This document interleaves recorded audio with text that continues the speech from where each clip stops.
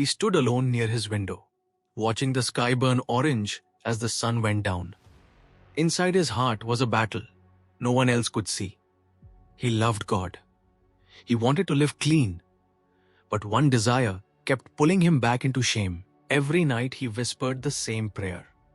God, why do you let this stay? He didn't want pleasure more than God. He wanted peace. He wanted freedom. Yet the struggle stayed like a thorn that refused to leave. And slowly he began to wonder, what if this battle was not a curse, but a hidden part of God's plan? The struggle did not start in the dark.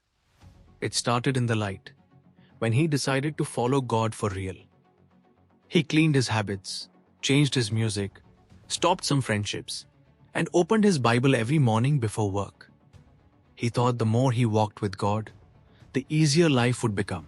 But something strange happened.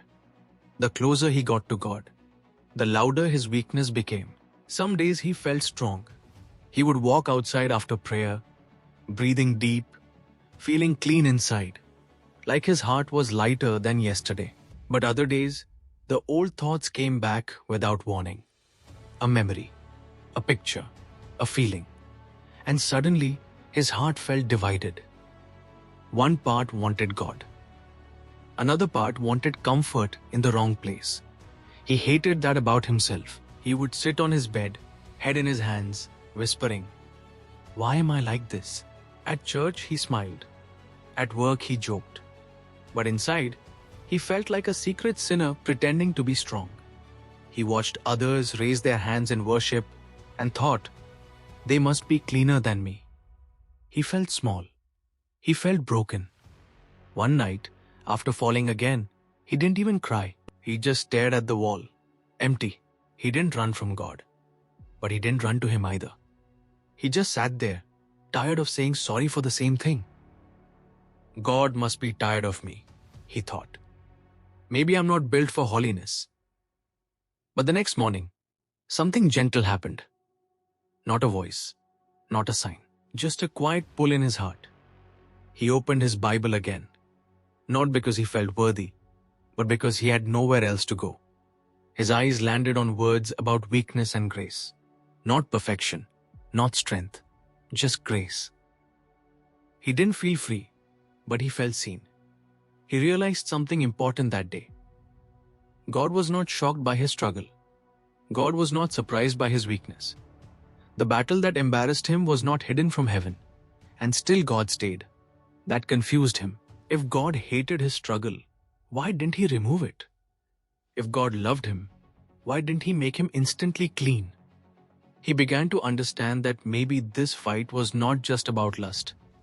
Maybe it was about teaching him how much he needed God. Because on the days he felt strong, he prayed less. But on the days he felt weak, he prayed with his whole heart. And slowly, painfully, he started to see it. The struggle was not pushing him away from God. It was forcing him to run back to God again and again. He started paying attention to something new. Every time he fell, he felt pain. Not just guilt, but a deep sadness that pushed him to talk to God.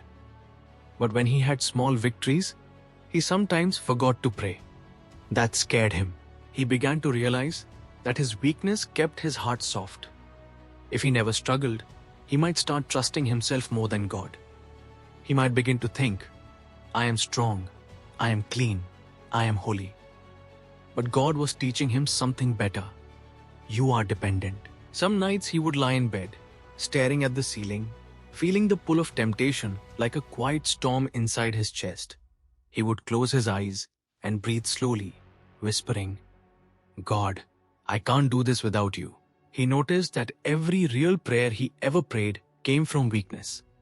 Not from pride, not from success, but from moments when he felt small. And in those moments, God felt close. One evening, he walked through an empty street after a long day. His phone buzzed with things that could pull him back. He stopped walking. He looked up at the sky and felt tears in his eyes. God, he said quietly, I don't trust myself, but I trust you.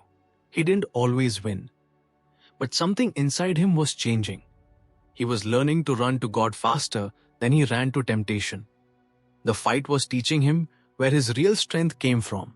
He remembered a line he once read: "Strength is not when you never fall, but when you always return." He started building small habits. When a thought came, he prayed. When a picture appeared in his mind, he turned his eyes away. When he felt lonely, he talked to God like a friend, not like a judge. Some nights he failed, and it hurt. But now he didn't hide. He went back to God right away. He began to understand the hidden purpose. God was not just trying to make him clean. God was teaching him to stay close. The struggle was not there to destroy him. It was there to remind him every day, "You need me." Over time, he noticed something else. His struggle made him gentle with others. Before, when he saw someone fail, he would think, "Why can't they just stop?" But now, he knew how heavy temptation could feel. When a friend confessed his own hidden sin, he didn't judge. He listened. He nodded. He said, "I understand." And for the first time, he truly did. Some days, he still felt ashamed of his own battle. But he began to see that his weakness was shaping his heart. It was teaching him mercy. One evening, he walked past a man sitting alone outside a small cafe. The man looked tired, like he was carrying something heavy. Their eyes met, and without knowing why, he felt a pull to sit near him. They didn't talk much, just a few simple words. But when the man stood up to leave, he said softly, "Thanks for not looking at me like I'm broken." Those words stayed in his heart. He realized something deep. God was using his struggle to make him safe for others. Because people who never hurt often don't know how to hold hurting people. But people who bleed quietly learn how to be gentle. Some nights, when he prayed, he no longer only asked for freedom. He asked for a clean heart that could love people well. He asked to be someone others could talk to without fear. He started helping quietly. A message to a hurting friend. A long walk with someone who felt alone. A simple prayer for someone who felt lost. And he saw it. The very thing that once made him feel unworthy was now making him useful. He still wanted freedom. He still prayed for purity. But now he understood something new. God was not wasting his pain. God was shaping his heart through it. The thorn was hurting him, but it was also softening him. There were days when he still cried, asking God the same old question. "Why don't you just take this away?" He believed God could. He just didn't understand why he didn't. One afternoon, he read a story about a man who asked God to remove a thorn from his life. God didn't remove it.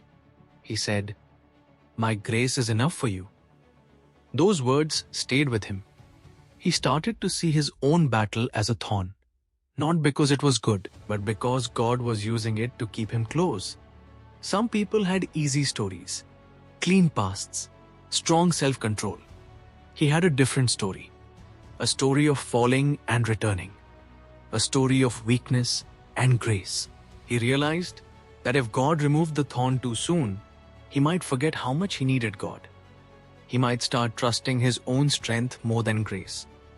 And God cared more about his heart than his comfort. One night, after a hard fight, he didn't ask God to remove the struggle. He asked God to stay with him in it. "Teach me through this," he prayed. "Don't leave me alone in it."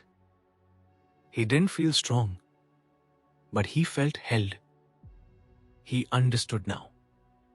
The hidden purpose was not to shame him. It was to shape him, to teach him dependence, to teach him mercy, to teach him how to stay close. The thorn was painful, but it was also protective. It kept his heart near God. And slowly, his question changed. Not, "Why is this here?" but, "What are you teaching me through this?" Over time, he began to see the full picture. The struggle that once crushed him now taught him patience. The desires he hated became reminders of his need for God's grace. Every battle, every stumble, every tear was shaping him into someone who could truly understand mercy. He realized that God's ways were not about instant freedom, but about transformation. The thorn kept him humble. The struggle kept him close. And in that closeness, he found a peace he never knew before. A peace that was stronger than the desire itself. Some nights he still prayed for release. But now he also prayed for wisdom, patience, and a heart that could love others in their struggles. He began to understand that his battle was not a barrier, but a bridge, connecting him to God, connecting him to people, and teaching him the depth of grace. He started to forgive himself more. And with that forgiveness came courage. Courage to admit weakness. Courage to pray honestly. Courage to walk in faith, even when the path felt impossible. He understood finally that the thorn would not always disappear. But it didn't have to. God's presence was enough. The struggle was not punishment. It was a tool, a teacher, a guide. It reminded him daily of his need for God and of the beauty of grace.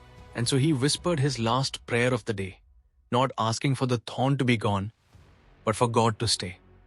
And in that quiet surrender, he felt a peace that words could not describe.